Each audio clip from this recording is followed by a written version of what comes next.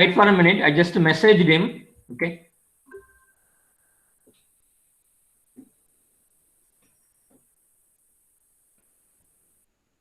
Okay. He said okay. I don't know why he's not responding. Okay. Fine. Okay. Let me share my presentation.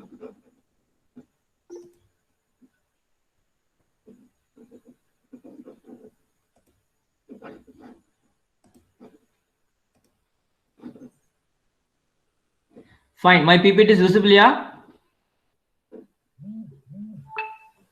Yes, sir.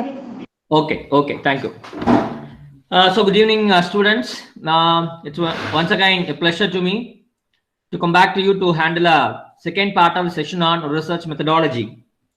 During yesterday's session, we discussed about one very important thing called different types or methods of research. Today, I would like to dwell upon two important things. One is research design and hypothesis, and secondly, various data collection methods. Okay, these two are the units which we are going to discuss today. What? So let's begin with the first one, 9.3, research design. So whenever we plan to undertake a research, the first thing what we do is to have a proper planning of an advanced preparation of deciding in advance of what we are going to do in our research work. So that kind of planning is called as a research design. A research design is nothing but a conceptual structure. You're going to have a framework. You're going to decide upon the steps what I am going to follow in conducting my research work. Just like how you have a blueprint for your house construction, the same way to construct your research work, you need to have a blueprint. So that blueprint will tell about how the data is to be collected, how the data is to be measured, and how the data is to be analyzed. Fine. And it is an arrangement of conditions.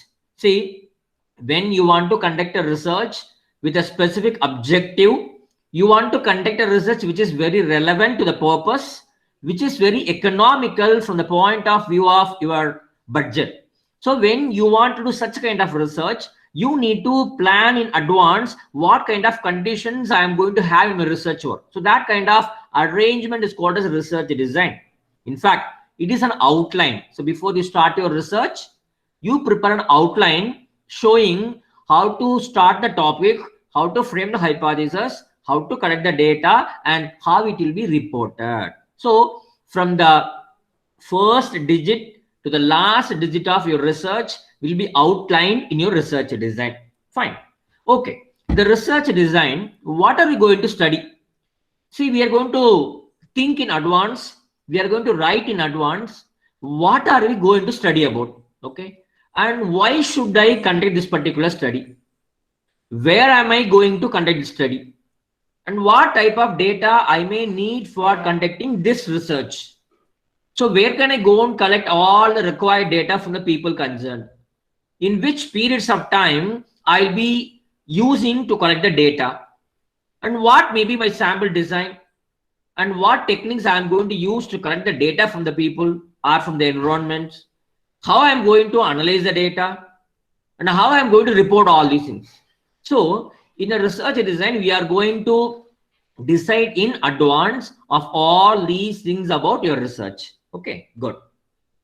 According to Kothari, in his research methodology book, he has given 4 different parts of the overall research design. Okay, sampling design, where we talk about how and what method I'm going to use to select the items that will be included from your research work. That is sampling design. Then comes observational design. I am going to list the conditions. So under what conditions I am going to make the observations. I am going to collect the data. That is observational design. Then comes statistical design. So there are decide from how many people I need to collect data and what statistical tools and techniques will be employed by me to analyze the data. So that comes under statistical design. Then comes operational design, a part of the research design which gives you all the techniques required for carrying out sampling design, observational design, and statistical design in an effective manner. Okay, according to him, these 4 are the different parts of an overall research design. Good. So before I go and detail about other research designs and other intricacies, let me tell you about these variables. I think we started discussing about variables yesterday. See, variables is something which varies. See, in your case, it is a female. In my case, it is a male. In your case, you belong to Kerala. In my case, I belong to Tamil Nadu. It varies. Okay. See, variables can be either categorical or continuous, either qualitative or quantitative. See, normally any data, whatever you collect from the people or from the laboratory, can be conveniently classified into 4 categories. I think you know. Nominal data, ordinal data, interval data, and ratio data. Okay. So nominal data are categories. So you take a particular class, you divide them into male and female, 2 categories. Now, no one is superior, no one is inferior. We cannot say that male are superior. We cannot say that female is superior. No such a distinction. We simply group them. Okay. That kind of data is called nominal data. Fine. Then comes ordinal data, where you are going to assign ranks. You're going to order the data. Maybe something like you are giving some 3 or 4 actors' name. You are asking the respondents to rank them. Who is the first preferred one, second preferred one? Or you give a statement.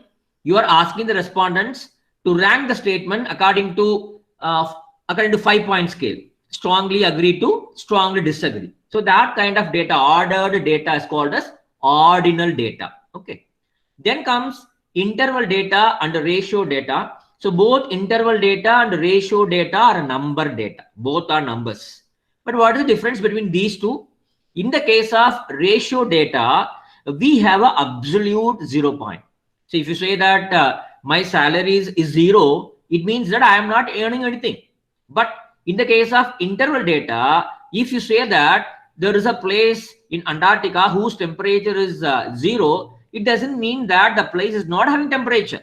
Fine. So that equidistance between 2 points, 2 data will be very, very clear in the case of ratio variables. Okay. But both interval data and ratio data are numerical data. Fine. Okay. Then there is another categorization of variables called independent variable and dependent variable. See, independent variables also experimental variable. It is a predictor variable. Independent variable is the one which is being manipulated. You say nativity, those who are from rural areas, urban areas, semi-urban areas, education qualification, UG, PG, MPhil. We are manipulating 2 or 3 or 4 levels of a particular variable. That is called independent variable. Then comes a dependent variable. It is an outcome variable. What is the outcome of a particular process? See, for example, a statement is here. Effect of revision time and intelligence on test marks of students. So here, test mark is the outcome variable. It is a dependent variable. Which are all the independent variables? We have 2 independent variables. One is the revision time. Revision time, maybe 1 month, maybe 1 year, maybe 6 months, maybe 1 day, revision time. Then intelligence, low IQ score, moderate IQ score, and high IQ score. Any kind of manipulation of these independent variables. Another example, impact of closed access on user community. So here, closed access is independent variable. The outcome is user community. So what text they are using. So because of the closed access, how the students are able to make use of the library resources. Fine, good. When I was going through old UG question papers, I could find out something called extraneous variables. See, when I was curious to know about this, I just went and surfed and I found this particular information. See, you are doing a research. Your purpose is to find out the impact of one particular independent variable on a dependent variable. For example, you want to find out the relationship between the mark scored by a student in social science and his self-understanding, and his self-knowledge, his self-concept. Okay, this is what your aim is. But please understand, not only the self-knowledge or self-actualization, there are some other independent factors that may also have an effect on the mark scored by the student in social science. So those variables, the independent variables, which may have some impact on dependent variable, but you are not studying the impact of those variables in your research study. Okay, so those kinds of independent variables are called as extraneous variables. Fine. And whatever effect these extraneous variables have on the dependent variable is technically is called as experimental error. The impact of extraneous variables on the dependent variable is called as experimental error. Okay, so please understand this particular concept. Good. Okay. Now let us come back to research design. I was telling about research design. So we can have many varieties of research designs. Okay, depending on the kind of research study you undertake. For example, you are undertaking exploratory studies or formulative research studies. I think we discussed yesterday. In exploratory studies, we are trying to explore new concepts, which is also called as formulative research study, wherein we are trying to develop, we are trying to create, we are trying to establish hypothesis for our study. In these kinds of research studies, what kind of research design can be followed? So there are three different methods. First method, you conduct a thorough review of literature. So if you do a thorough review of literature, you will be able to explore what was happened so far. Fine. Secondly, the experience survey. So you have to go and talk to the people, those who are experts in your field. Okay, if you're doing a research on microeconomics, find out those who are experts in microeconomics. You go and talk to them, discuss with them, clarify with them, argue with them, by which you get a lot of new ideas. Fine. And thirdly, analysis of insight stimulating examples. So whenever you happen to say very interesting incident, very striking incident, very stimulating examples around your area, in your research area, you can take up and study those research areas. So they will give you some new ideas. For example, how strangers react to a particular service, or how the people, those who are moving from one stage to another stage of their life, react to a particular situation. How the people from different parts of society are reacting to a particular situation. So people will react to a particular service, a particular program, a particular problem in a different way. So these kind of things also can be studied in the research design, in the case of exploratory studies or formulative research studies. Okay, fine. Then what about the research design in the case of descriptive and diagnostic research studies? See, in the case of descriptive design, you should be very, very rigid. In the case of previous research design called research design, in the case of exploratory, you can be very flexible, because in the exploratory study, you are going to see anything new, whatever new comes in the front, you will take up. But in the descriptive study, you are going to describe a particular situation, a particular program, a particular group of people. So your research design should be very, very rigid. It should be very strict on the things to be done in your descriptive study. So in your research design, what are the various things you would concentrate on? So you have to talk about, you have to frame the objectives of your study, and you have to design the methods of data collection, and you should decide about how data will be collected from the samples, and how to collect data, when are you going to collect data, how are you going to process and analyze data, and you are going to report the findings. A typical descriptive research work. Good. Then comes research design in the case of hypothesis testing research studies or experimental studies. I told you yesterday, in experimental studies, we are trying to find out the impact of independent variable on the dependent variable on a particular phenomenon. That is what experimental study is all about. So what kind of research designs are available for conducting experimental research work? Basically, we have two different categories: informal experimental designs and formal experimental designs. See, informal experimental designs are somewhat flexible, they are sophisticated, but in the case of formal experimental designs, the rules are very strict and the procedures are followed very strictly. Fine. See, what are they? Let us discuss about them. Okay. Before and after without control design. So very simple. Here you take only one set of students, some 40 students you take. Okay, you have taken 40 students. Good, very simple, no problem. And in the 40 students, you conduct one pre-test, how good they are in mathematics. Okay, in algebra, for example, in algebra, you conduct a pre-test. You find out what is the score of these 40 students. Fine. Then for 1 month, you take tuition for those 40 students on algebra. Okay. And after 1 month, again you conduct a post test and you find out the marks. If you find out the difference between the pre-test and post-test in a positive manner, you can come to a conclusion that the independent variable is having an effect on the dependent variable. Fine. That is what before and after without control design is all about. Okay, there is no control group. Only one group is used with the respondents. Next, after only with the control design. Here we have two groups of students. The 40 students can be divided into two groups. Okay, and here one group is called as experimental group. The other group is called as control group. Okay, and whatever treatment, that is tuition is a treatment here. So tuition as a treatment, it is introduced only in the experimental group. Control group is not disturbed at all. Fine. Okay, good. Now what to do now? Now you are measuring the dependent variable at the same time in both the groups. Okay, in both the groups.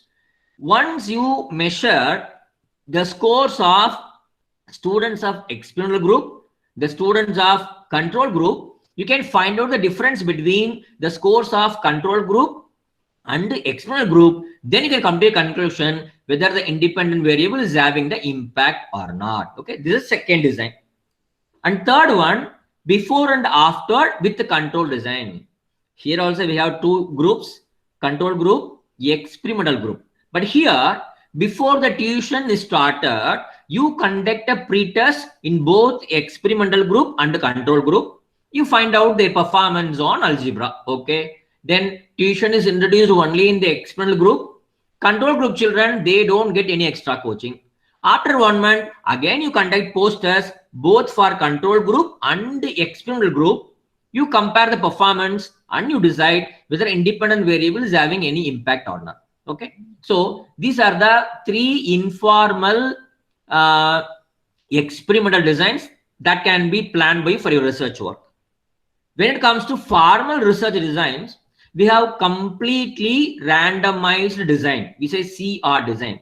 In the sense, see, you are having 40 students. The 40 students are to be allocated to 20 children should be allocated to control group. 20 students should be allocated to experimental group. Okay. Now you are going to follow random method, the process of randomization to allocate the students to experimental group and control group. Okay, fine. Randomly, you write all the 40 students' name in a piece of paper. You collect first 20 students, let them go to one group. Then second 20 children, they'll go to control group. That way, you have a randomized method to allocate to assign the students to experimental group and control group. So that method is called completely randomized design. Here, we are using one-way ANOVA to analyze the design. One-way ANOVA, analysis of variance, is used in this particular completely randomized design method. Here, we have two different groups of CR design. One is two group simple randomized design. The other is random replication. So please understand, there was a statistician called Fisher who brought out three broad principles that can be used in experimental designs. Okay, what are they? Principle of randomization, principle of replication, and principle of local control. These are three principles. So principles of randomization says that whenever you are allotting the samples to experimental group and control group, that should be done in a randomized manner. Okay, not with a purpose. It should be random. What about the principle of replication? It says that, so your experiment should be repeated. So it's not that by conducting one time experiment, you can decide something. Okay, you have to repeat the experiment in different areas, different fields, and then you should come to a conclusion. That is principle of replication. Then comes principle of local control. Here we talk about how we can control the so-called extraneous variable. So I was telling you about extraneous variable, no? How we can control extraneous variable and how we can reduce the experimental error that may be caused by the extraneous variable. Okay, and that principle is called principle of local control. Okay, here the first method only principle of randomization is used. The second method, both the principle of randomization and replications are used. Okay, fine. Then comes RB design, randomized block design. Here, all the three principles enunciated by Fisher are applied. We have principles of randomization, replication, and local control. You please see the screen. Here, we have 5 different groups of students. Those with very high IQ, average IQ, low IQ, and very low IQ. Okay, so we have made we have given 5 rooms. These children are sitting 20 in 5 groups. Okay, and we have 4 different statistical tests: form 1, form 2, form 3, form 4. Okay, how we are going to assign the things? For example, from group A, randomly we select one child. From group A, we are selecting randomly one child. Group B, one child. Group C, in all the 5 groups, we take first child randomly. Okay, now we are having 5 students. They have come to the test. Now, how many tests they have to undergo? 4 tests. Form 1, Form 2, Form 3, and Form 4. Here, for example, from very low IQ group, one student is standing in front of us. So we are going to ask the child to write 4 tests. How? These 4 tests also will be given in the randomized order. We put a lot. We ask the child to take the chit. If he takes 4, he will write form 4 test first. So even selection of student is randomized. The assigning of test is also randomized. So this kind of design is called as randomized block design. Okay, good. Then comes Latin square design. It's a very, very popular design which may be used mostly in agriculture. Here, we talk about 2 variables. So till now, we are talking only about 1 variable. Here, we are going to talk about 2 independent variables. And these 2 independent variables will be arranged in the form of rows and columns. And the whatever dependent variable we have, that will happen only once in the row and column. Okay, that kind of arrangement is called as Latin square design. For example, please see the screen here.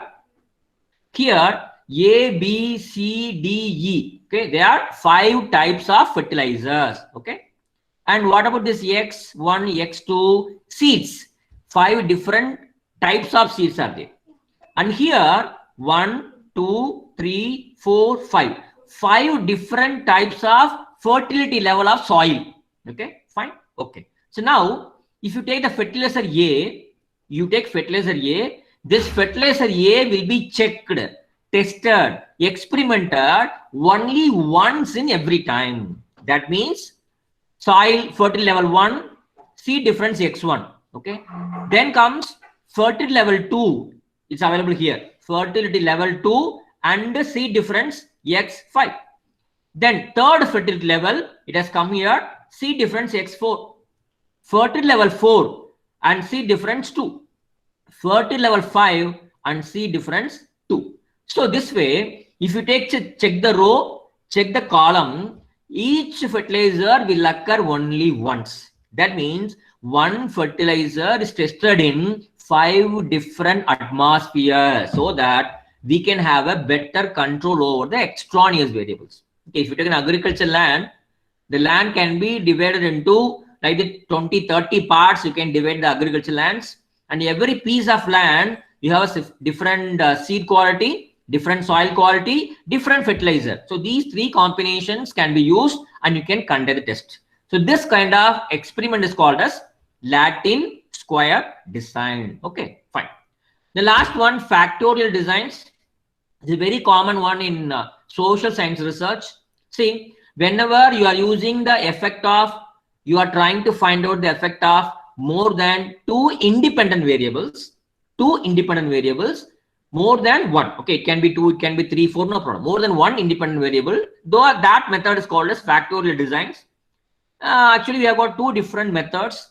One is simple factorial design, wherein we are studying the effect of two factors. For example, effect of intelligence and nutrition level on the performance of student. So performance of student is a dependent variable. I am using two independent variables. This kind of design is called simple factorial design. Fine.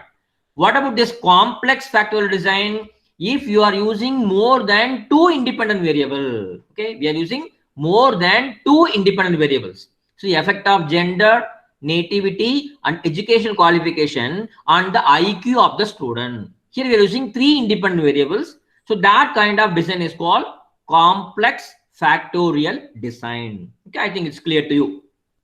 Okay, the slide shows you what kind of research design can be applied where.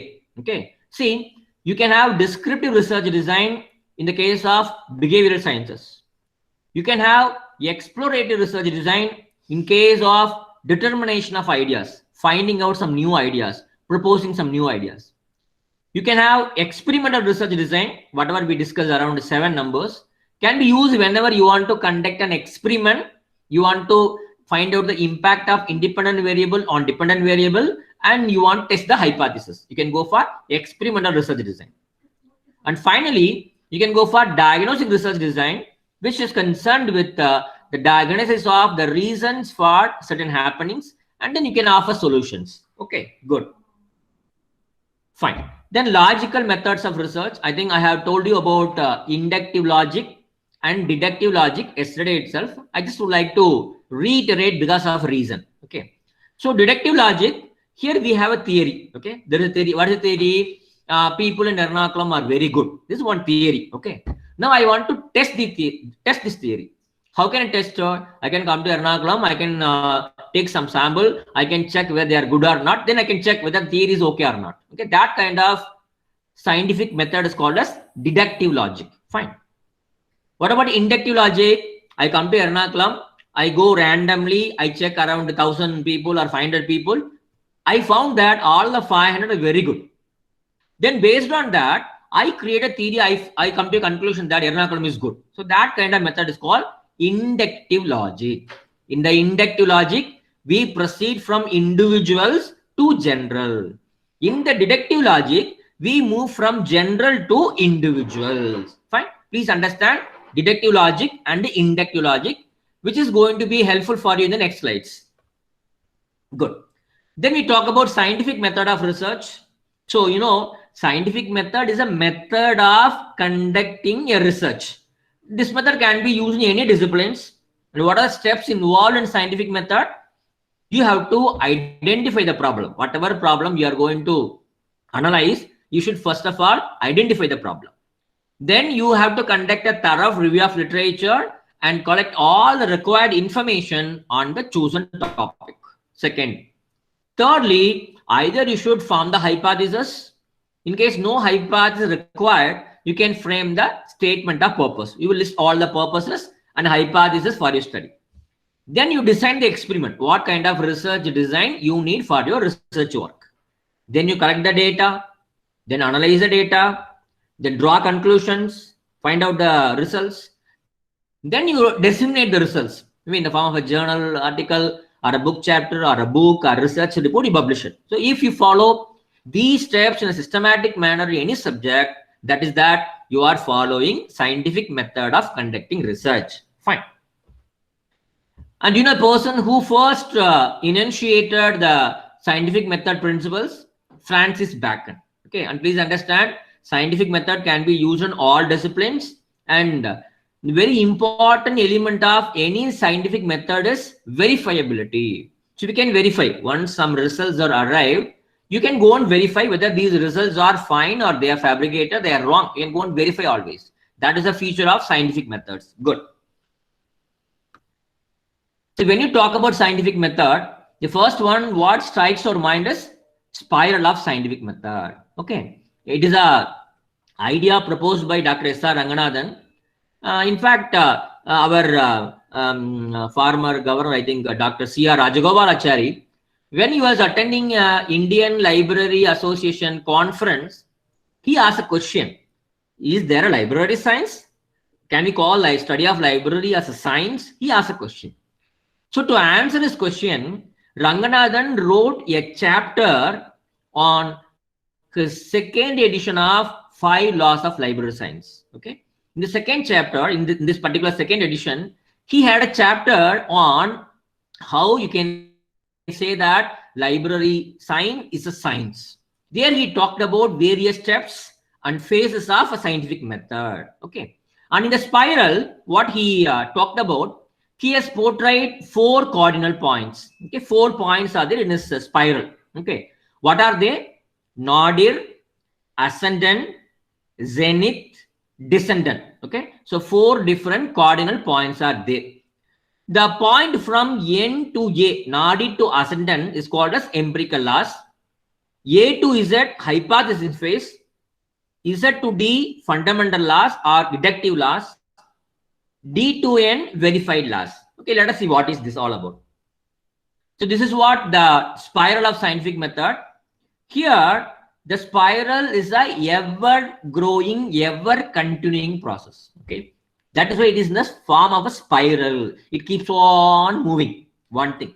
And secondly, the spiral moves in the clockwise direction. Okay, it is always moving in the clockwise direction. And Ranganathan has kept 4 points. They are all imaginary points. What are the points? Nadir, which is the bottom, zenith, which is at the top, ascendant, which is in the increasing, progressing path, descendant, which is at the decreasing path. 4 points are there. They are called cardinal points. There is a beautiful article called Library Science and Scientific Method, which was published in 1957, Alice, Volume 4, by S.R. Ranganathan. The article is available in Google free of cost. You can just download it. It's a wonderful article on spiral of scientific method. Fine. Here, Ranganathan talks about 4 quadrants. Okay. What are the 4 quadrants? The quadrant between descendant and nadir is called as first quadrant. The quadrant between nadir and ascendant, it is called second quadrant. The phase between ascendant and zenith is called as third quadrant. The phase between zenith and descendant is called as fourth quadrant. Okay. So there are 4 quadrants. The first quadrant, we talk about experiencing the facts. Second quadrant, we talk about induction. Third quadrant, we talk about sublimation and generalization. And the fourth quadrant, we talk about deduction from fundamental laws. Okay, let me just tell you very briefly about these 4 quadrants. Okay, we need to just remember what are the 4 quadrants and what is the name of all the quadrants and what happens in every quadrant. Okay, fine. See what happens in nadir. So nadir is the first quadrant where we, maybe in a particular subject, the people in a particular subject, they start collecting facts. They start collecting information about the particular subject using all different methods. By observation, by experiment, by using all their 5 senses, by using the basic apparatuses. They collect all the basic information related to a particular subject. Okay, that is called a nadir. Fine. Then we are going to ascendant. Here, whatever facts you accumulated in nadir, all those facts will be converted into inducted or empirical laws. Okay, how we are going to use the method called inductive logic. Okay, what you have done is that your collector required data from many people, many situations, many concepts, many research papers.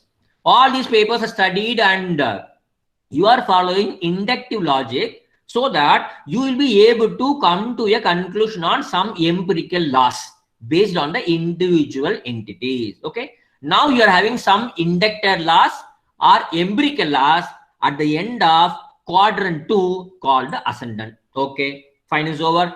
So first quadrant nadir, we are having accumulated facts. At the end of quadrant 2, we are having inducted or empirical laws with us. Fine. Now let us move to third quadrant called zenith. What happens in zenith? Whatever deducted or empirical laws you had developed in the second quadrant, all those will be converted or formed into fundamental laws.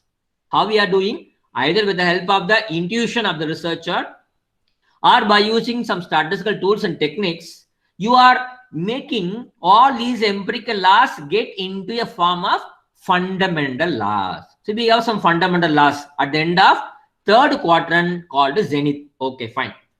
Then fourth quadrant is called descendant. Here, what are we going to do? That is known as verification phase. Here, whatever fundamental laws you derived in the third quadrant, all those things will be checked using the deductive logic. What is deductive logic? We have fundamental law. We have to go to each and every individual or a sample or a place. We have to check individually whether it is working or not. Okay. If it is working, then those fundamental laws will become a kind of theory or laws in a particular discipline. And that is how the scientific method works. You need to understand what happens in each quadrant. Okay, fine. Then comes a research problem. Okay, a question comes in, what is a research problem? So research problem can be anything which requires you to find out the best solution for a given problem. So there is a problem. You need to find out the best solution for the problem. That is what we call as a research problem. Fine. A problem for which you will try to find out the solution using your research method. Fine. Okay. Then comes, a question comes here. How to select a research problem for my study? How can I select a research problem? Some guidelines are available. First and foremost, don't select a subject which is overdone. Sir, already thousands and thousands of articles were written, hundreds of PhDs were done on this particular subject. Then you don't take such kind of subjects where everything was overdone already. Don't take, because it's very difficult to give something very new, because already much of the research works was done in that particular field. So don't take. Then don't take controversial subject. If you are a beginner level researcher, no, don't take controversial subjects for your research work. And thirdly, don't take those subjects which are very narrow, which are very vague. No, don't take very narrow, very vague subjects. Very difficult to conduct your research. And fourthly, you should select only those research areas on which you have some kind of familiarity, some kind of feasibility is there. Maybe in terms of availability of data. So what you're supposed to do, you have to contact some experts. Okay, you may have to read a lot of articles, and you have to see whether the presently available tools and techniques can be used for your research also. If you feel that you are feeling that you are comfortable with that particular subject, then you can choose that topic as your research problem. Not only that, you have to decide how important the subject is. See, if you are doing a research on coronavirus now, it is the most wanted. Okay, important subject. Then your qualification and training. So a researcher may be a wonderful researcher in terms of statistical tools. So he may select very tough samples. Okay, it depends on your qualification, your experience. Then cost involved. How much cost is involved? If I am having some 10 crores, I can go to Everest, I can stay for years and do research. If I have only 10,000, let me go to my neighboring village, conduct a small research. Cost involved. Time factor, how long I can take to complete the research. So based on all these factors, you have to select the research problem for your research work. You have to understand what kind of background you have on that particular research area. What is your budget? Do you think that the people will be helping you or cooperating you in providing required data? So all these things you need to consider. If all these things are favorable, then you can decide that particular problem as your research problem. And very importantly, if, say for example, you are doing a review of literature, you have not found much studies on the chosen area of your research, then what you're supposed to do, you have to conduct one preliminary study. You should conduct one feasibility study. You should conduct something called a pilot study to understand whether this is it okay. Will I be able to carry out this research work successfully? Okay, that is very, very important. If that particular topic was not researched very well. Okay, good. So then comes the review of literature. It's a very, very important component of any research work. See, suppose you are doing a research on the social media literacy skills of students. So what you have to do, you have to go to various journal websites, databases. You should refer to a lot of journals. You should refer to books, conference publications, and you should review what kind of research was already done on social media literacy skills by my previous researchers. Okay. So at the end of my review of literature, I am going to prepare an evaluative report wherein I am going to tell the people, I am going to describe, I am going to summarize, I am going to evaluate, and I am happening in the area of social media literacy skills the last 20 years. I went through some 100, 200 articles, databases. I have found out that what the review is all about. Good. See, if you do a review of literature, in what way it is going to help you out? Okay, it's very simple. Review of literature will help you to get a theoretical background for your study. Your first chapter, no, introduction can be done very well, no problem. And you can establish a link.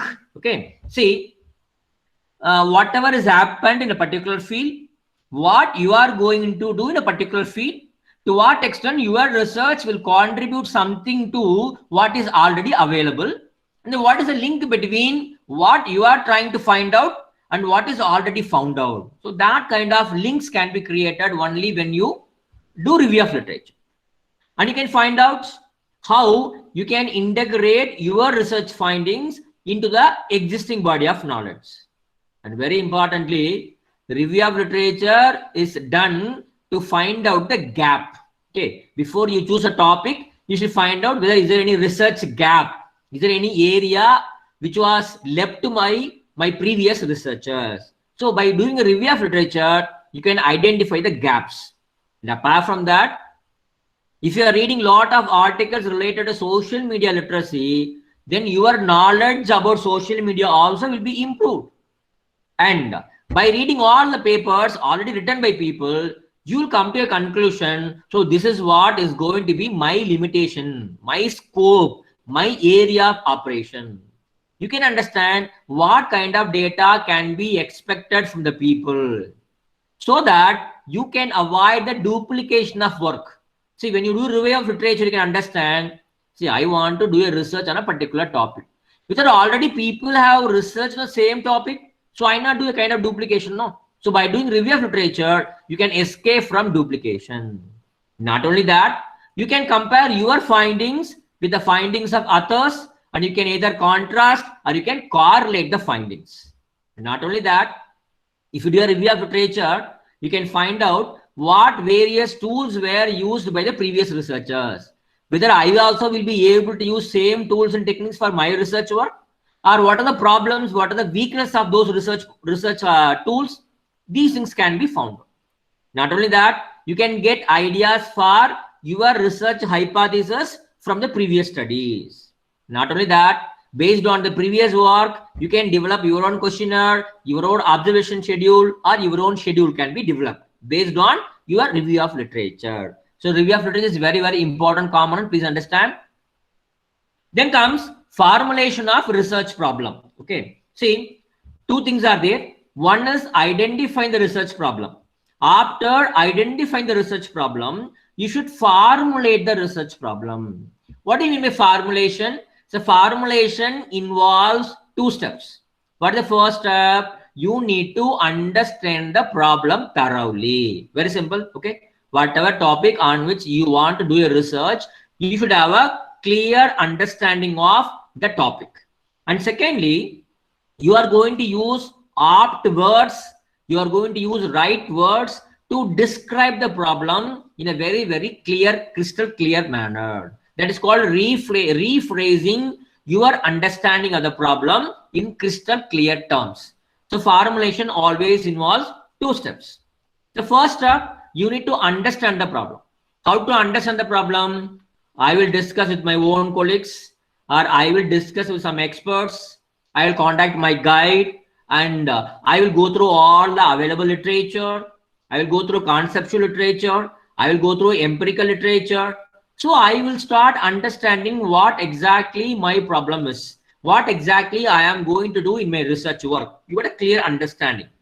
Once you get a clear understanding, then you will be making use of apt words, correct words to describe your research. That means your research problem is going to be stated in a well-defined sentence form. That is called your research problem formulation. See, normally, when you start finalizing your research topic, you will have many kind of formulations. That is, first you write one topic, you discuss with many people, ask your friends, then you rephrase, you will rewrite your topic. Then you read lot of literature. Oh, I think this word is better, so I think I can do this for delimitation. So you will keep on changing your formulations 3 or 4 times, something like that, so that you will reach a final research topic for your research work. Okay, fine. So that is what the formulation of research is all about. Okay. And what other points I should remember when I define my research problem? Please understand. You should be explaining all the technical terms and words that you are using in my research statement, because other people may not be knowing the technical terms you are using. You should be explaining the terms. And secondly, you should form basic assumptions. So what assumptions I am going to study in my research work? Based on this, you should decide your research, define your problem. Then, what kind of criteria I am going to use for selecting this problem? Why have I chosen this particular problem? You should be very, very clear in your objective. And what about the suitability of the time period? What kind of data is available? What about the scope of my investigation? So keeping all these things in mind, you should define and formulate your research problem. Okay, good. Okay. Then comes hypothesis. I think after the hypothesis, we can have 2 or 3 minutes discussion. Okay. So hypothesis is very, very popular term in social science research. So hypothesis is nothing but a mere assumption or supposition. You are having some assumption. You are having some tentative solution. You are giving some prediction. People say educated guess. See, when you are doing a research on, for example, internet use habits of college students. See, when you are starting your research work, you have some assumption. What is the assumption? You feel that boys are using net more hours than girls. Is the one assumption you have. And second assumption, you feel that boys are using net phone for sports and related activities, while females are using net for collecting information on household information, cooking information, something like that, or watching serials, for example. So before starting your research, you have these kinds of assumptions. Okay, these assumptions will be verified at the end of your research work. For example, before coming to today's class, you had an assumption. What assumption? See, today's class may be good or may not be good. Some kind of assumption you may have. For example, Anupama is having assumption. So today's class is going to be very boring, a theoretical class today. Okay, no problem. With this assumption, Anupama has entered to today's class. And Anupama will attend today's full session. And after 8:30, after 8:45, she will decide whether I will accept my assumption or not. Okay, at the end of my session. Okay, that is what we call as hypothesis. Hypotheses are mere statements, the tentative solutions, the assumptions which the researchers prepare before the starting of the research work. Okay, fine. If the assumptions are verified for a good number of time in a good number of places, then those assumptions will become a theory or a principle after many years. Okay. In natural sciences, we call them as tentative generalizations. In social sciences, we call them as normative principles. That is why we have a lot of normative principles in classification and cataloging. Okay, good. Okay. So A hypothesis is nothing but the expectation or prediction of the researcher. As a researcher, what you expect to happen in your research output, or what kind of prediction you have about the relationship between various variables in your research work. That is called a hypothesis. You can ask a question, sir, where from I will get the hypothesis required for my research work? You should do review of literature. You should discuss with the experts in the particular field. Even your intuition, when you are sleeping in one fine morning, all of a sudden you get a burst of an idea, okay, in intuition. Or you read all the previous empirical studies conducted by former researchers, your own personal experience. So my experience of dealing with the school children for 14 years, I was there in a school for 14 years. So I have got some kind of idea with regard to how students behave in the library, how they react to library. So based on that, I can formulate hypotheses. Then you can read journals, abstracts, books, theses, dissertations, and even you can take some theories. For example, there is a theory called Technology Acceptance Model, TAM. What you can do is that in your study, you can check whether technology acceptance model is tested and accepted in your research or not. So that kind of hypothesis you can have. Or analogs, it means analogy. So when you see something happens in another field, you want to check whether the same thing may happen in my subject also, in my field also. So these are the various sources for framing the hypothesis. Okay. And what are different types of hypotheses? We have a research hypothesis. That means in the hypothesis, we are telling there is a relation between independent variable and dependent variable. Independent variable is causing some change in the dependent variable. If you give that kind of statement, that is called a research hypothesis. Okay. It can be a simple research hypothesis where one dependent variable, one independent variable. Example, eating ice cream leads to running temperature. So eating ice cream is the independent variable, running temperature is dependent variable. This is simple research hypothesis. Then comes complex research hypothesis. Here we have two or more than two independent variables. For example, eating ice cream in cold weather leads to running temperature and absenteeism. Okay, here two things are there. One is eating ice cream. Second is cold weather. Two independent variables. What are the dependent variables? One is running temperature and other is absenteeism in school. So these kinds of hypothesis called as complex research hypothesis. Positive hypothesis, it says that eating ice cream leads to fever. Positive. Negative hypothesis says that eating ice cream does not lead to good health. Negative hypothesis. Universal hypothesis, a hypothesis which can be applied to almost the entire world, entire universe in general. For example, eating ice cream will lead to running temperature in the winter season. This is a very, very universally accepted hypothesis. Then what about this existential statement hypothesis? You say that eating ice cream in winter will cause running temperature for children of this particular Ernakulam city. Okay, if any child in Ernakulam gets running temperature because of eating ice cream in winter season, that is called existential hypothesis. Okay, good. Then comes a directional hypothesis. So if you are a very knowledgeable guy, you know many things, you can even predict. See, you say not only that there is a relation between two items, you are also telling that these two variables are having this particular kind of relationship. Okay, even nature of relationship also you are telling well in advance. For example, urban area is more prone to disease in comparison to rural area. It's very, very directive. Very specifically, I am telling in my hypothesis that urban area people are having more possibility of getting diseases. This is a directional hypothesis. Then comes a non-directional. So I don't say any direction. I simply say that there may be a difference.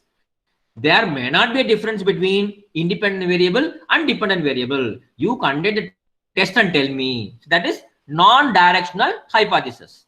Then comes associative hypothesis. You say that when one variable is increasing, other variables also increasing. So that is called associative hypothesis. Then in the causal hypothesis, you are telling that independent variable is causing a difference in the dependent variable. You are proposing a cause and effect interaction between independent variable and dependent variable. Fine. Then we have hypothesis of difference. You are simply telling that proportion of males of smoking habit. Okay, this is called hypothesis of difference. You are not telling who is less or who is more. You're giving general statement. But if you're telling that, see, the 60% of male and 30% of female are smoking, then that is called as hypothesis of point prevalence. Very pinpointly you are telling. Suppose you are telling like this: twice of male smokers are available in a particular city than that of female smokers. So when you are doing such kind of comparison, that is called hypothesis of association. So many different hypotheses are there. But when it comes to research study, we are talking about only null hypothesis and alternative hypothesis. See, null hypothesis says that there is no difference between a particular independent variable and the dependent variable, both are same. You take one cool drinks, you take another cool drinks, you say that there is no difference between cool drinks A and cool drinks B as far as taste is concerned. That is null hypothesis. In the alternative hypothesis, you are saying that there is a difference between cool drinks A and cool drinks B in terms of its taste. That is called alternative hypothesis. So normally null hypothesis we write HO and alternative H1. Okay, that's the thing. Okay, good. Now, so once you know what is hypothesis, how you can frame hypothesis, null hypothesis and all, there's something called level of significance. So normally when you are going to test hypothesis, you have a level of significance. We have got 5% significance, normal standard level. So it means that you are taking the risk of rejecting the null hypothesis when it happens to be true at 5%. That means maximum when hypothesis is true, you have to accept it. Instead of accepting, if you are going to reject it, maximum 5% can be tolerated. If it is more than 5%, then you will not reject, you will accept it. So that kind of thing is called level of significance. Fine. So in hypothesis, we talk about two types of errors. Okay, in hypothesis, when you test and accept or reject it, two types of errors may occur. What are they? Please see the screen. A null hypothesis is framed by you. That means both cool drinks are equal in taste. This is a null hypothesis. The null hypothesis is true. If you are accepting, it is correct. Instead of accepting, if you are rejecting, that is type 1 error. Okay. A null hypothesis which is true, instead of accepting, if you are rejecting, that is type 1 error. Okay. Now another case, there is a null hypothesis that is false. That means that is to be rejected. Instead of rejecting it, if you are accepting it by mistake, that is called a type 2 error. A hypothesis, it is false, it is to be rejected. But due to some problems in your research study, you are accepting it. That is type 2 error. Okay, fine. In hypothesis testing, we have two-tailed and one-tailed test. Okay, very simple. See, in two-tailed test, we are testing whether your sample mean, so whatever sample you are having for your mean population, whether sample mean is higher than or lower than or equal to population mean. You don't know whether it is lower or higher. You want to conduct two-tailed test. It can be lower, it can be higher.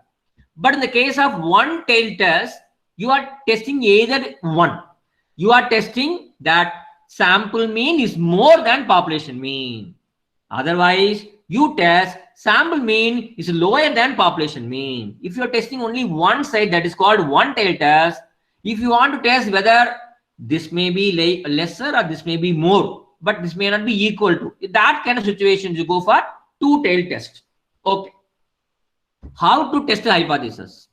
First of all, you have to make a statement, okay? In alternative form and null form, you have to make a statement. There is no difference between gender of the respondents and number of idlis they eat. This is hypothesis, okay? Then you have to select the significant levels. Normally 0.5, 5% is taken. Then choose a random sample. You select some samples. Then you conduct some statistical test, calculate the probability. Then you can decide whether you are going to accept or not. Okay. For example, if the p-value is less than 0.05, then you will reject the null hypothesis. If the p-value is more than 0.5, then you will accept the null hypothesis. So that way, you frame, test, and finalize whether you are approving or disapproving the hypothesis. Okay, fine. Good. So before I proceed further with the sampling design and data collection methods, any queries from the participants, students, please, you are most welcome.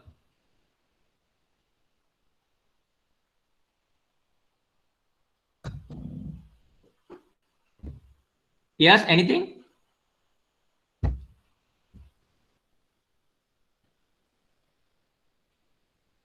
Sir, Please, please. hello. Interval Yes. variables and ratio variables. Can you explain once more? Which one? Which one? Interval variables, ratio variables. Okay. Actually, they are not variable. We call them as data. Okay. So you collect different kinds of data when you do your research work. Okay. See, for example, you collect data about the gender of the respondent. That is called nominal data. Okay. You are giving 2 or 3 statements to the respondents. You are asking them to order it. Which is first preference, second preference, which you are strongly agreeing. That is called the ordinal data. Okay. Then interval data is a Celsius data, temperature data. Best example is temperature data is called as interval data. Here, for example, if you calculate temperature of people, one person is having 10 temperature, 10 Celsius, other person is having 20 Celsius, other person is having 30 Celsius, for example. If you find out the distance between 10 and 20 and 20 and 30, they are same. They are same. But in the case of nominal data and ordinal data, the distance between two entities will not be same. So you cannot say that the difference between semi-urban, urban, and local people, they are same. You cannot say. The difference between strongly agree and agree, and the difference between agree and neutral is same. So that equidistance will not be there in nominal data and ordinal data. But in the interval data, when you see the difference between 2 Celsius degrees, the difference will be constant, will be same. But in the case of interval data, there is no absolute 0 point. Okay, there is no absolute 0 point. If you say that temperature is 0, it does not mean that there is no temperature. Okay, that is called interval data. In the case of ratio data, same thing. For example, you're asking people how much you are earning. One person says 10,000, other person says 20,000, other person 30,000. If the difference between 10 to 20 and 20 to 30, exactly 10,000. So equal distance is there, first point. Second point, if one person says that I am not going to any job, I am not earning anything, my salary is 0, it means that he is not having any salary. So that kind of absolute 0 is available only in the ratio data. Is it clear? Yes, sir. Yes. Okay, thank you. Any other question, please?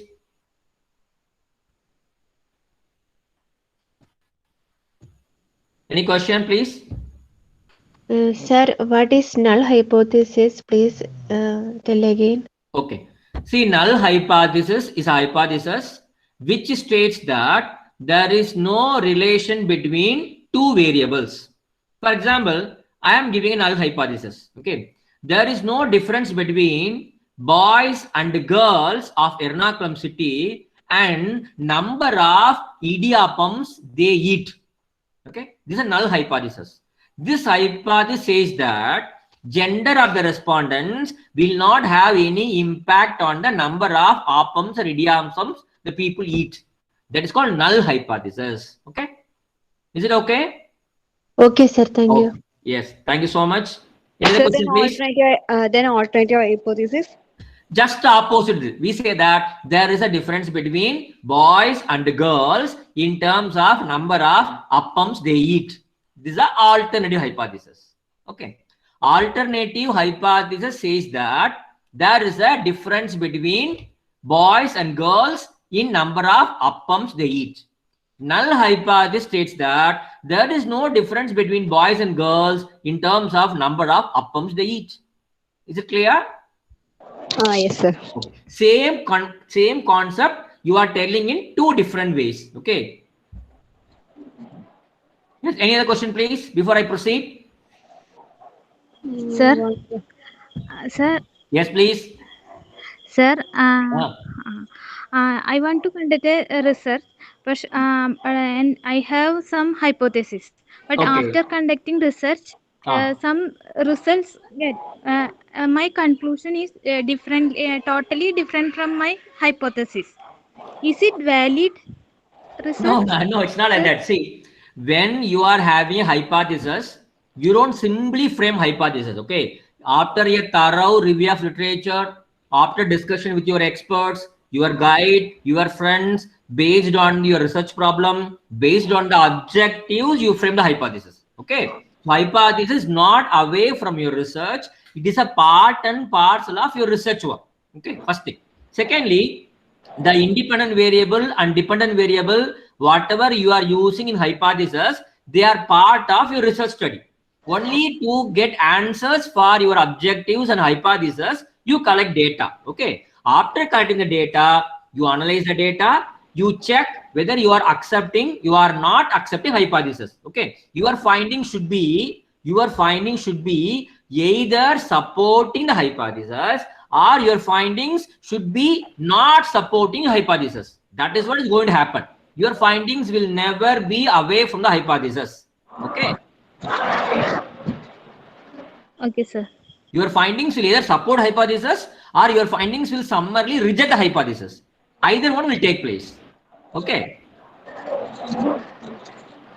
Yes. Okay. Any other question, please? Sir, is hypothesis is compulsory for every research work? No need. Absolutely no problem. If you take literature, no. If you take literature research, no hypothesis over there. And even in library science, when people are making syndrometric studies, I have seen a good number of bibliometric syndrometric studies which did not carry even a single hypothesis. Okay, yeah, absolutely no problem. Yeah, it's not required. But in library science, social sciences, wherever you collect data from the people, survey method, no, using questionnaire and all, no, normally we have hypothesis in social science research. Any other question, please?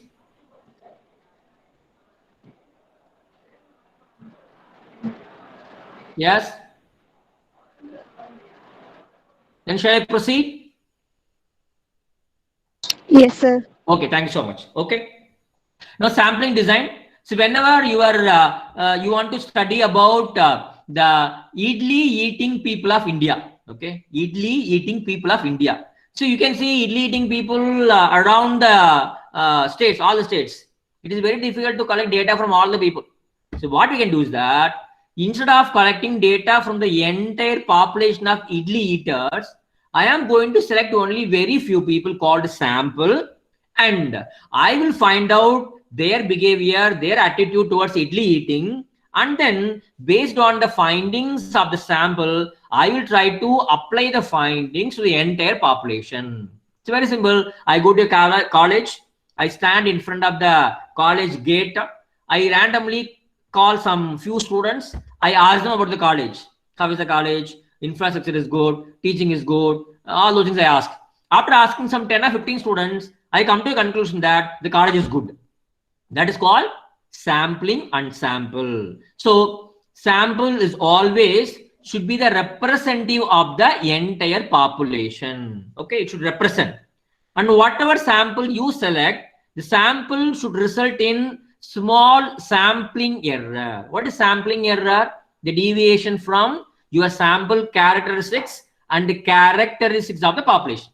That means your sample is not adequately representing the population. That is called sampling error. If you follow a proper sampling method, sampling error can be reduced. Okay, fine. So sampling is a method. It is a process of selecting samples required for your research work. A sample is list of units you are going to use for the purpose of conducting experiments or the purpose of collecting data. So sample and sampling both are two different things. Fine. So we have got different sampling methods which can be used by the researchers to collect the required sample. They can be broadly categorized as probability sampling and non-probability sampling. Okay. What is a probability sampling? See, for example, 40 students are in a class. You go to a class and you write all the 40 students' name in a chit paper. You put all the 40 chits in a bowl. Okay. You ask children to come and take some 10 chits from the bowl. That means all the 40 students are having equal opportunity. They're having equal chance to be selected. So any 10 may become the samples of your study. That is called probability sampling. That means each and every unit in the population has the probability of becoming the sample of your study. You are giving an opportunity to everybody to become a sample of your study.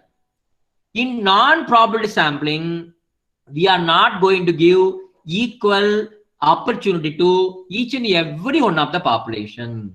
We decide, I want only these people for my research work. You go and select the people. You don't give opportunity to everyone in the population to become a sample of your study. That is called non-probability sampling. In probability sampling, we have simple random sampling. I don't example, that is simple random sampling.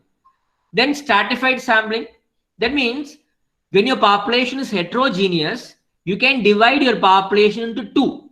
For example, you go to your college, UG students are there, PG students are there. So you can divide the entire college into two groups, two strata called UG students, PG students. From UG students, randomly you collect some people. From PG students, you randomly collect some people. That is called stratified sampling. Then comes cluster sampling. It's a very interesting sampling. Here, for example, when you want to collect data from a very large geographical area, for example, India, what you can do is that you want to study on functions of cooperative banks in India. So what you can do is that you can select few states first, few states. In the few states, you can select few districts. In few districts, you can take few towns. Okay, that way you have some cluster of samples. And all the cooperative banks working in randomly selected clusters will be used for your research work. For example, you found some 100 clusters. Cluster of Ernakulam, cluster of Kottayam, cluster of Thiruvananthapuram, cluster of Palakkad. Many clusters are there. You randomly select any 4 clusters. And whatever banks, how many banks are working in those selected clusters, all those items will be selected as samples for your research work. That is called cluster sampling. Then comes systematic sampling. See, whenever you're having a complete list of all the samples you need for your study, then go for systematic sampling. The first one is selected randomly. For example, there are 100 employees in your organization. You write 1, 2, 3, 4, 100, all the 100 you write. Okay, fine. First number you will select randomly. For example, you want to take some 10 students. Okay, you want to take 10 employees. Within 10, you select any one number. For example, you put a lot and take, you got number 7. Okay, you got 7. So first number is taken randomly. Then after 7, you keep on add a fixed interval called 10. Something like 17. Number 17, 27, 37, 47, 57, 67, 77, 87, 97 will be selected. Fine. That is called systematic sampling. Then comes multi-stage sampling. It can be 2-stage, or 3-stage or 4-stage sampling also, no problem. As I told you, no, you want to conduct study about India, then you go for, you select few states randomly.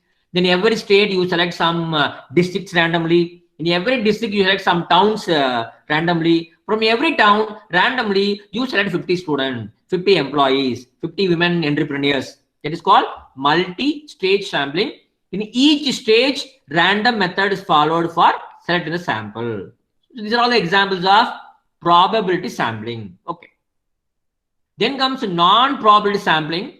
Here we are not giving equal opportunity to the entire population to become a member. For example, accidental sampling. See, you go and stand in front of a college library or a mall. Whoever is coming out of the very first 50 students, you collect data and come back. That is called accidental sampling. Okay. Or convenient sampling. So you are working in a particular college. You feel that if I select a topic about my college, I take only that few children of those who come to library, my subject people. That kind of selection, you know, that is convenient sampling. Then comes purposive or judgmental sampling. So you go to a class, you ask students, those who are very good in mathematics, please stand up. So every class, some 10 fellows will be there. Okay. For your purpose, because you want to do a study on the emotional intelligence of the children, those who are doing very well in mathematics. Okay. So your purpose is very, very clear. So to suit your purpose, to go and select the student, that is called purposive or judgmental sampling. Then comes quota sampling. See, before you start collecting data, you decide. See, I want to collect data only from the people, those who are having these characteristics. Tall fellows, those who are white in color. You go and stand a place. Okay. Whoever comes, you collect data. You say that I want to collect some 60 samples from male population, 40 samples from female population. As soon as you finish your quota, you come out. You don't worry anything about the population. Okay. Then comes snowball sampling, a very, very interesting sampling. For example, you want to conduct a study on the librarians, those who might have visited USA for research purpose. Okay. Do you have any database, a list of all the librarians, those who went to USA for research work? No, we don't have any kind of data. So what you can do is that, you know, 1 or 2 people who went to America, some librarians are there, you know, at least 2 or 3 people. You go to these 3 people, you collect data from them, then you ask them, sir, you please tell me your friends, those who came with you or those who visited America. So they will give you, these 3 people, they will give you some references. They will give information about another set of respondents. Then you will go and meet that second set of respondents. So from here, you'll go to third set. So this way, you will go from one place to another place with the help of the references given by your respondent. That is called snowball sampling. Fine. Then comes spatial sampling. See, if you take India, there are a good number of tribes are there, nomadics are there. What they do is that they'll keep on moving from one place to another place. Okay. For example, when a particular set of tribal people are living in a particular place, a particular incident has taken place. So what do? You go to the particular place, you take all the people, those who are living in that area, and you collect data. That means you are collecting data from everybody. You are not taking any random sampling. That is called spatial sampling. Then comes voluntary response sampling. So nowadays, lot of private institutions are there. If you are conducting study, you can give a request. I want to conduct a study on so-and-so topic. So what they'll do, they will send this circular to all the members, those who are enrolled. So, for example, you are conducting a study on emotional intelligence. The children, those who know something about emotional intelligence, they will write, yes, sir, I am ready to take part in the sample. Who is telling? Respondents are coming forward and telling that, sir, I would like to take part in this sample. Okay? This kind of sampling is called voluntary response sampling. Okay. And finally, expert sampling. See, when you want to collect data from some experts, instead of collecting data from all the respondents, you call only 10 or 15 experts, you make them sit in a room, you discuss with them, you collect data. Very, very specific, very purposely, very carefully selected group of experts. That is called expert sampling. So we have probability sampling on the one side, and we have non-probability sampling on the other side. Okay, good. So in sampling, I told you, when can you use purposive sampling? When your population size is very, very small, when you want to have only very, very few selected students to serve your purpose, you can go for purposive sampling. When can you use stratified sampling? When you want to study a vast population and that a heterogeneous population, you can go for stratified sampling. When can you go for a systematic sampling? When your population is huge and you're having a complete listing of all the sampling units of your population, then you can go for systematic sampling. Okay, good. So in the case of random sampling, I was telling you, see, people are using different methods for randomly selecting the respondents for the study. You can use lottery method, I told you. You can have LHC tippets. Tippett's table of random numbers. There is a gentleman called Tippett. He has developed a table of random numbers. Okay, using that particular table, you can randomly select the respondents. Or very old blindfolded method. Okay, you write the names, put in a bowl, you call a child, blindfold the child, you ask a child to pick up some names. Okay, these are the different methods that can be used in simple random methodology. Fine. There are some tidbits like, see, there are two laws called law of statistical regularity and law of inertia, which are related to law of sampling. And the person who conducts public opinion, no, like election time, they conduct some polls and all, no, they are called pollstars. See, if your population is having limited number of countable number of samples, then it is called finite population. If you cannot count the population, then that becomes infinite population. Okay. Then what is sampling frame?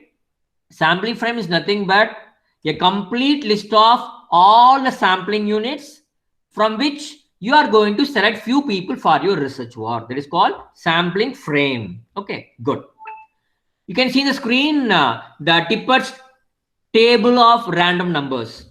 For example, you are having 1,000 employees. Okay, you have 1, 2, 3, 4 serial number for all 1,000 employees. What you can do is that you can go to Tippett's table. You can select numbers from 1 to 1,000 which are randomly arranged. Okay. After taking the numbers, you can, for example, out of 1,000 employees, you want to select 100 employees. From the Tippett random numbers, you can select randomly 100 numbers. How? You can start from here. You can go and select all the 100 numbers like this. Or you can start from here. You can move towards right. You can select all the 100 numbers. Or you can take numbers from second row, fourth row, sixth row. Or you can take from the last row, from the right to left, you can move and select 1,000 numbers. Or you can start from the bottom, first 10 numbers, then 10 numbers. Then so any method you can follow to randomly select 100 numbers from 1,000 numbers from the Tippett's list of random numbers. Okay, it's a very, very popular method of selecting random. But nowadays people don't do that. Even in your own MS Excel, no? If you go to MS Excel, there is a possibility of there's something called random number generator. Okay, you give some 1,000 numbers. You tell the MS Excel, I want only 25 numbers randomly selected. So that will randomly select any 25 numbers and give you. Okay, it's very simple these days. Good. So far we discussed about unit 9.3. I think bit a lengthy discussion on things. Okay, fine. Now let me go on to unit 9.4. I'll see how much I can cover in the next 5 to 10 minutes. Rest we may discuss the next session. Okay, no problem. Fine. The fourth 9.4, we talk about different methods of data collection. So data collection is very, very crucial concept of any research work. You can adopt many number of tools and techniques for the purpose of collecting data from the people. Okay. See, two kinds of data: primary data, secondary data. What is primary data? A data which you collect for the first time. They are fresh. Okay. They are not subjected to any statistical test till date. The fresh data. Primary data. What is secondary data? You go to some open data repositories, you go to some government organizations or private institutions, you take some data from them, the data which was already discussed, which was already subjected to some statistical analysis, okay, which was already used by some people. Even secondary data also can be taken for your analysis. Okay, but primarily in this presentation we focus on the methods used for collecting primary data. Okay, fine. So what are the various methods available? We have observation method, interview method, questionnaire method, schedule method, and there are some other methods like warranty cards, consumer panels, mechanical devices. The mechanical very simple. See, if you go to supermarket, a camera is fixed in the supermarket. Okay, a camera watches the minute you enter the supermarket till you leave the supermarket, you are being observed. A mechanical device they are using for observing how customers are behaving. Based on the customer's behavior, they will change the shelves, they'll change the location, they'll buy new products, they will not buy few products. So then comes even warranty cards, which whenever you buy a product, no, they'll give a warranty card, they'll ask you to fill the particulars, they'll ask you to give your feedback about the product, the customer, the shop, all those things. So different methods are there. Okay, fine. Let us begin with questionnaire method of data collection. So very simple. You take a piece of paper, you write 10 questions. Okay, you write 10 questions. You go to the respondent, you give it to him. You're asking him to fill the data. He will fill the data for all the 10 questions. He will give you back. So that is called questionnaire method of data collection. Okay, it is very, very widely used in survey method of research. Wherever you want to conduct a survey, that is to collect data from the people, you can make use of questionnaires. Okay. And whenever you want to make use of questionnaire, so normally before giving the questionnaire to the respondents, you conduct a pilot study. Okay. For example, you want to conduct a study among around 25 schools. Okay. For example, so you go to any one school, you test the questionnaire, you give it to them, you collect the feedback from the respondents. If there's a required, you can make few changes in the questionnaire, you can finalize it, and then you can go and give it to all the 25 schools.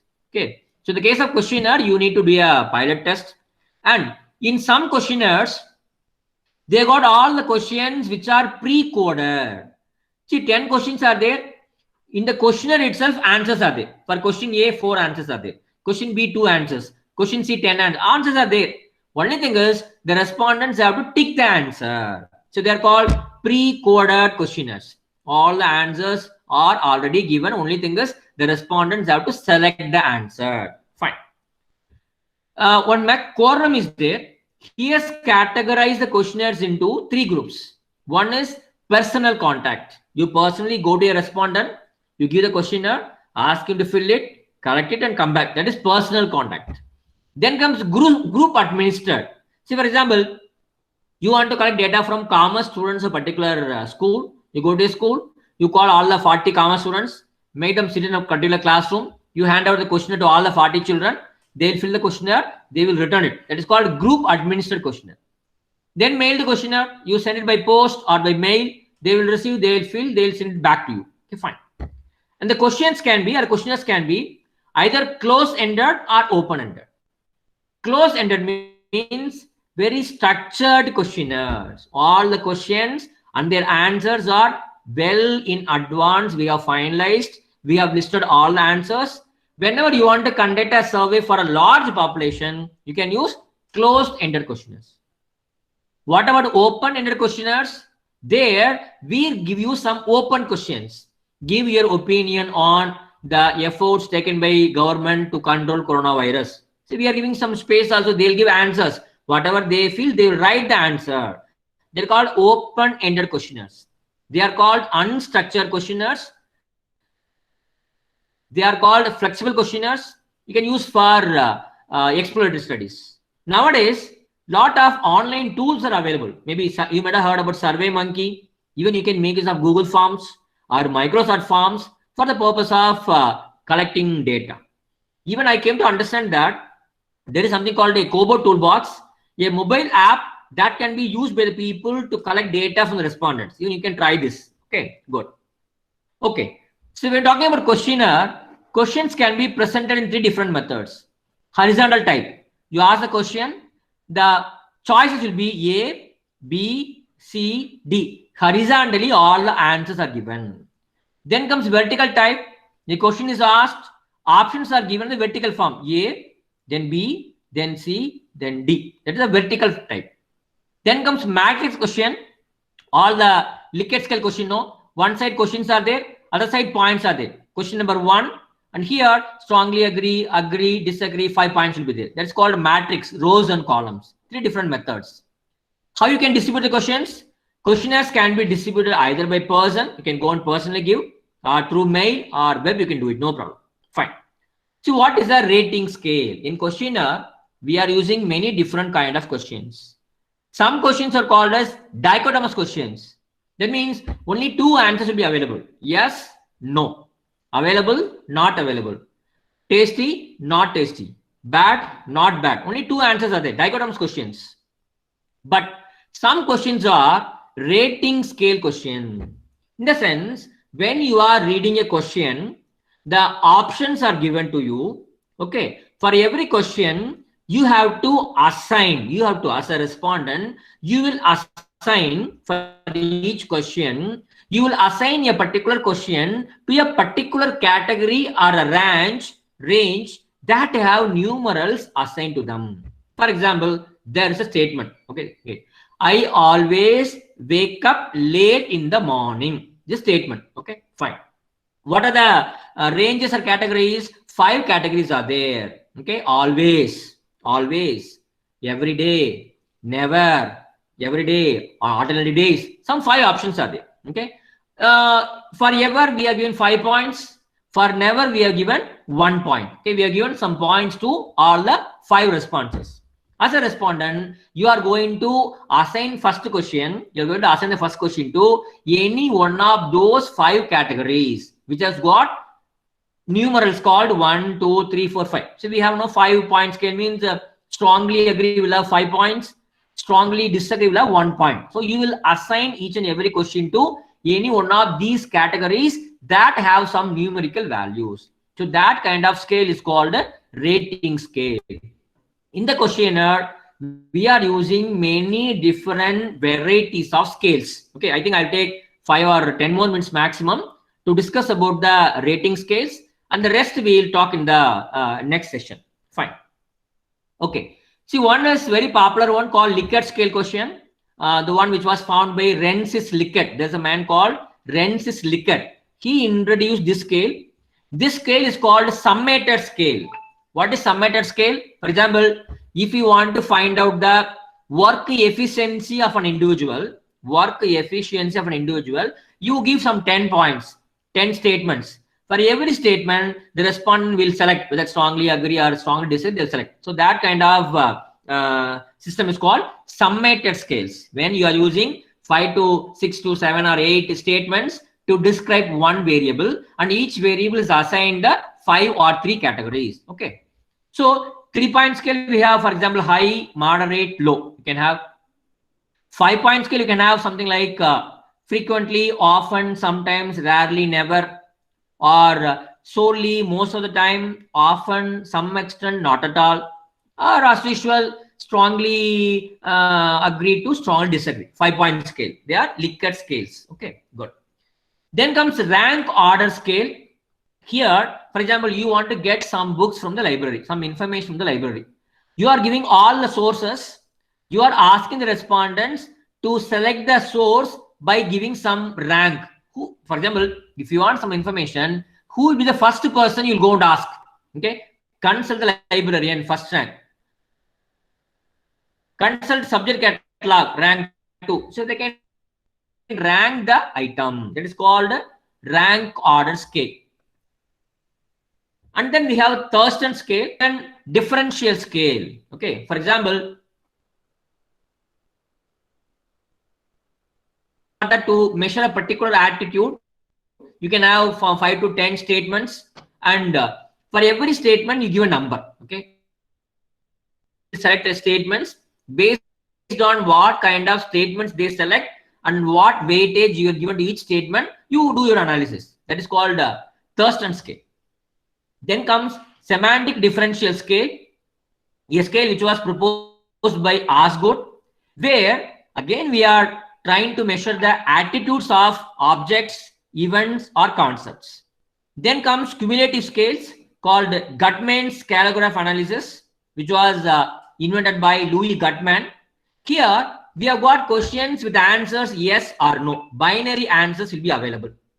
Then finally we have sociometric scale, which can be used for measuring the social relationship that exists among group of people. If you take 100 people, what kind of social relationship is available among them? You have sociometric scale. Okay. So this is an example for Thurston scale. Here we ask about religious place called church. Okay. We are given, you have to describe the attitude of people towards churches. You are given some scale points. For every point, you are given mark. First scale 1, 1.2, 2.2, 3.3, 4.5. The scales are given. Okay. But normally the scales are not shown to the respondents. Only you know it. You are giving only statements to them. They will select the choices. Based on the choice, you see the weightage. Then you do your analysis. This is Thurston scale. Then comes semantic differential scale. Here, what you do is that, for example, you want to select a person who can be accepted as your leader. Okay. And all the leadership qualities are divided into 2 or 3 based on factor analysis. You know, factor analysis. Based on factor analysis, we can group the variables into 3 levels. So 3 factors are there: E, P, A. Okay. And here you are describing the quality of the leader: successful, unsuccessful, very severe, very serious person, very lenient fellow, very progressive fellow, regressive man, very strong, very weak, very active, very passive, very fast, very slow. So 2 extremes. So the score ranges from +3 to -3. Okay, this way you can ask the people to measure the attitude. That is called semantic differential scale. Then comes Gutmann scale. See, the Gutmann or scaleogram analysis, the purpose is we want to check whether the items form a unidimensional scale. You want to check. What is a unidimensional scale? Is very simple. If you're having 5 statements, okay, all the statements are related to one another. I'm sorry, I'll take 2 more minutes. All the statements are related to one another. If you are accepting the extreme statement, it means that you are accepting all other statements. For example, here are again 5 statements. I always feel sad, I can't stand. If any one person is accepting this 5th point, it means that he is accepting all other 4 points. I feel sad or blue most of the time. I often feel sad. I occasionally feel sad. That means a person who is accepting the extreme position is also accepting all the less extreme situation. That is called Gutmann scale. Okay.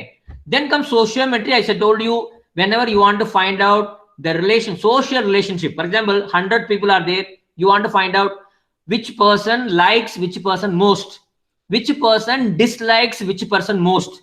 When you want to conduct such kinds of relationship, you can go for sociometric scale. Okay, you can find out the underlying motives of respondents using this particular scale.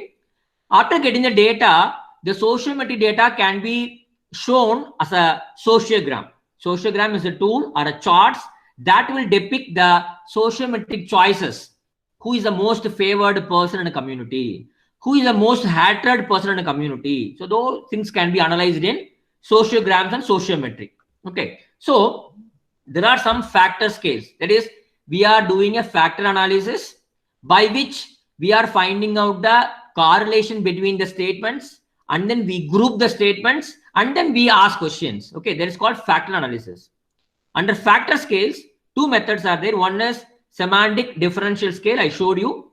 The other is multi-dimensional scaling. So what is multi-dimensional scaling? A study wherein, see, metric scales, metric data may be there, non-metric data may be there. See, both metric and non-metric data will be analyzed simultaneously. So normally we don't do that. Okay, we take metric calculation separately, non-metric calculation separately. But in cases where you are studying both metric variables and non-metric variables simultaneously, that is called multi-dimensional scaling. Okay. The last one, paired comparison. So you give cool drinks 1, cool drinks 2. You're asking people to select whether you are preferring cool drinks A or cool drinks B. That kind of paired comparison also is possible. According to Kothari, these are the different scales, arbitrary scales. Just like that, whatever scale you want, you can fix. That is called arbitrary scale. Then comes differential scale, Towson scale.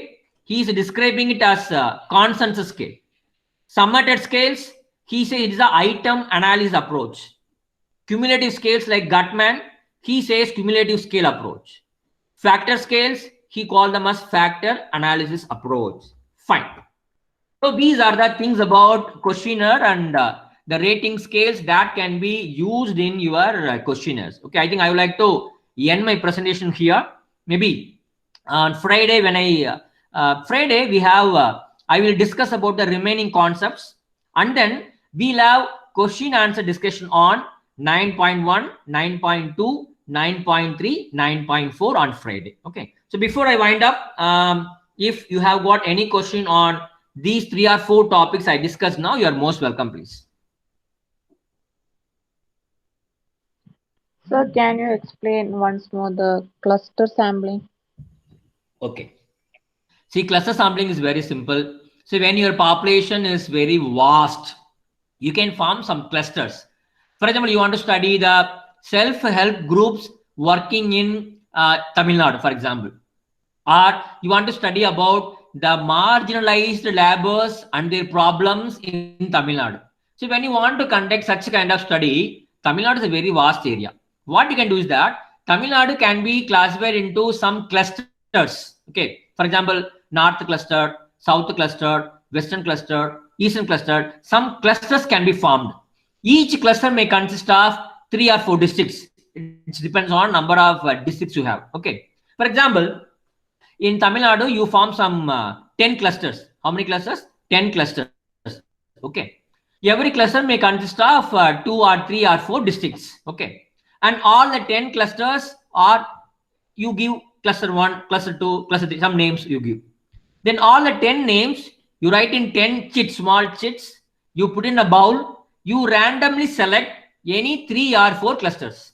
For example, you have drawn a random sample. You have selected 4 clusters. Cluster 1, cluster 3, cluster 7, cluster 9, cluster 10. So 5 clusters are randomly selected.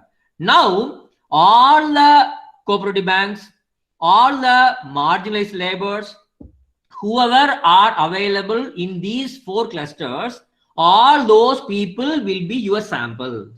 Okay, that is called cluster sampling. That is, clusters are selected randomly, but all the people, those who are inside each and every cluster, all will be included as your sample. That is called cluster sampling. Is it clear? Yes, sir. Thank you, sir. Next question, please. Sir, is there any example for multidimensional scale?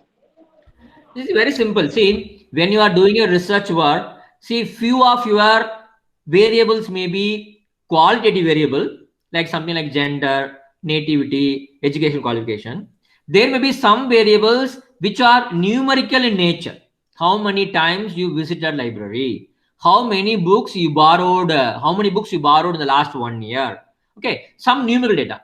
See, when you are doing a single statistical analysis, normally we take only either categorical independent variable or we select quantitative independent variable. So any one we will take and we will do the analysis, either for testing hypothesis or for creating cross tabulations. But in the case of multi-dimensional scaling, in the same statistical test, you are going to make use of 2 variables.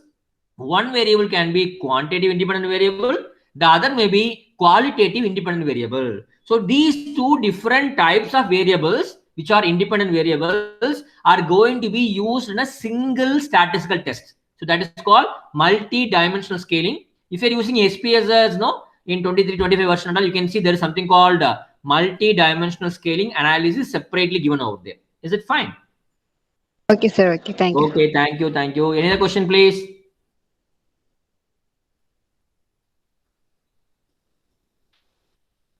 Yes, any question, please? Come forward.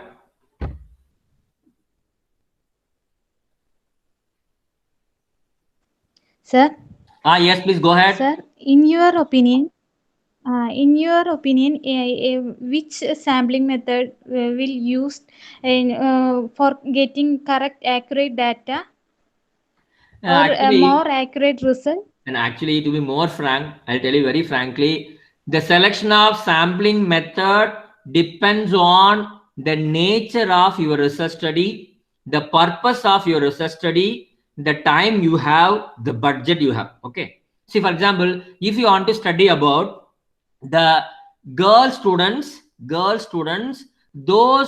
who are getting married between 18 years and 20 years, you want to make a study in India. Okay. Imagine how many girls are getting married whose age is between 18 and 20. Thousands and thousands of people are there. If you are having 10 years time, you imagine you are having 10 years time to complete the research work, and you are having around 100 crores to complete the project. No problem. You can go and visit 10 years. You can spend 100 crores. You can go to each and every part of India. You can collect data. Absolutely no problem. Okay. If you feel that, no, sir, I have got a very, very small time, only 2 years are available for research work. I got only less amount of money and my objective is very, very focused, sir. I want to study only the information needs of disabled students of Kerala. Only disabled students, those who are studying in CBSE schools of Kerala. Very, very well focused study. When your object is very narrow, then you have to collect data only from those disabled students, those who are studying in CBSE schools. How to select them? That depends on whether you go for cluster sampling, or you go for simple random sampling, or you go for stratified sampling. That depends on your interest. But the only thing what you have to understand is that the sample what you select should be the true representative of the population, first thing. And secondly, there is something called a sample size. Okay, you should have a minimum recommended sample size for your research study. You have to choose that kind of technique that will help you to ensure the minimum recommended sample size. Okay, so taking all these considerations, you have to choose the best sampling method that is suiting best for your research work. Okay, is it fine? Sir, Okay, one sir. more thing. Yeah, please, Sir, please go ahead. Go ahead. sir, how can we know the minimum recommended sample size? How Okay. can we calculate the minimum number? Okay. This is a very, very simple question. Okay. See, for example, see, I want to conduct a study like something like this. Okay. Digital literacy skills of postgraduate students of colleges affiliated to Mahatma Gandhi University, Kottayam. Okay. This is my topic. Okay. So I see how many colleges are in Kottayam. For example, some 40 colleges are affiliated to MG University, Kottayam. I see how many students are there. I go to website, I see every college may have around 100 students. So 40 colleges into 1000, around 45,000 students are studying in these colleges. I want to fix my sample size. How to select? Very, very simple. Okay, just go to Google. Okay, and type raw soft sample size calculator, RAO, raw soft. If you click this, you will land a website called raw soft. There you type the population. Okay, you type the population, you type your confidence level. You can give 5% confidence level. Margin of error you give 5%. 5% I can adjust, something like that. You click over. The software online calculator will calculate and tell you what should be the minimum recommended sample size for your research work. They will tell you minimum recommended. For example, they are telling for 40,000 students, around 380 is more than sufficient. 380 is more than sufficient. So anything above 380 is good. That is one thing. And second is SurveyMonkey. There is a website called SurveyMonkey. You can go to SurveyMonkey. There also, they are giving a screen where you can go and type the population. You will get the minimum recommended sample size automatically. Otherwise, go to Google. There is something called Gridges-Morgan table of random size. There's a table. Okay, only one page, one image is one table is there. If you download the table, they tell you if your sample is 100, if your population is 100, how much should be sample size? If your population is 10,000, how much should be the sample size? Accurately, arithmetically, they calculated and made it available in single A4 sheet. That's more than sufficient for you. Okay, these three tools can be employed by you to decide what is the minimum recommended sample size needed for your research work. Okay. Okay, sir. Thank you, sir. Okay, Google fine. Morgan table. What is that? Google. Gridges, GREJCE and Morgan, MORGAN. Only one page table. Okay, if you go to, they will tell you for which population, how many minimum samples should be there. Only one page table is very good table.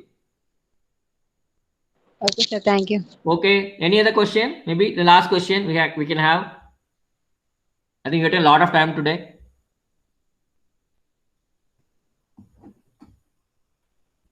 If no other question is there, then